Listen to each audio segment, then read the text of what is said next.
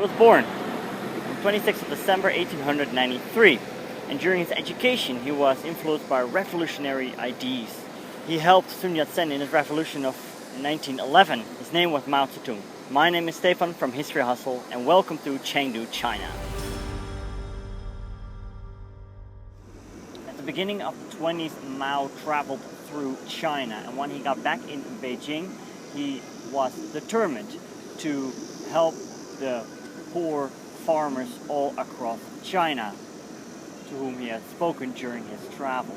And he developed his own communistic theories, Maoism. Contrary to if you look at Marxism and Leninism, where laborers play a central and crucial part in the revolution, according to Mao, these are the farmers.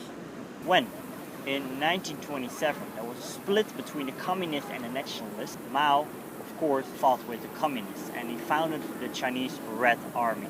The Civil War started. I'll talk about that in another video. Make sure you check that one out. In 1949 the communists won and Mao declared the People's Republic of China. At the beginning of the 50s there was a more moderate communist rule, but during the 50s it became more and more harsher. And I'll highlight three of Mao's campaigns. The 100 Flower Campaign, 1956-57. The Tortoise encouraged people to openly criticize their government. Their goal was to make their rule better, so they said. But intellectuals, but also the normal population, criticism was so harsh that the party decided to prosecute all those people they before encouraged to speak openly. A lot of historians argue that this was a deliberate trap. The probably most disastrous campaign was the Great Leap Forward, which was launched in 1958. The goal was to transform China into an industrial country. Farms were collectivized and they had to produce as much steel as possible. But there was lack of iron, so they used pans, kitchen utensils, and the iron of bicycles. The steel was of very, very poor quality. But it was something much worse. Because the farmers were forced to produce steel, they neglected the land, and all the food that did got produced was exported to other countries. Famine struck. This was also empowered by the Four-Play Campaign, which was a part of the Great Leap Forward, to exterminate all sparrows, mosquitoes, flies and rats. And they started with the sparrows, and they succeeded. They killed off a lot of sparrows. The only thing that Mao forgot was that the sparrows ate grasshoppers. A grasshopper plague was the result, and the crops failed massively. Famine struck. There were also massive terror campaigns to make sure everybody was doing his job.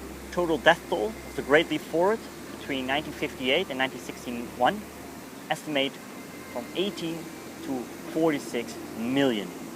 And then there was the Cultural Revolution, which started in 1966.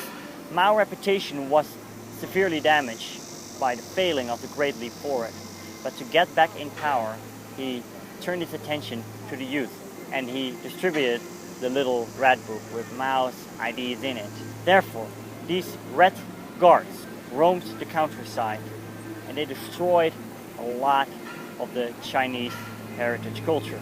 Countless people were arrested and tried in these people tribunals, and later imprisoned in prison camps or executed. The country was in paranoia and chaos. Total death toll varies between 2 to 8 million people. As a Chinese woman said to me, it was a dark period. We lost more than we got.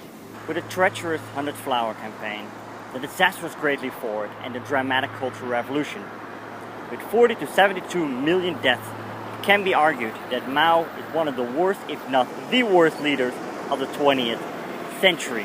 What happened after Mao with China? China got back on its feet again, and how that happened, I'll talk about that in the next video.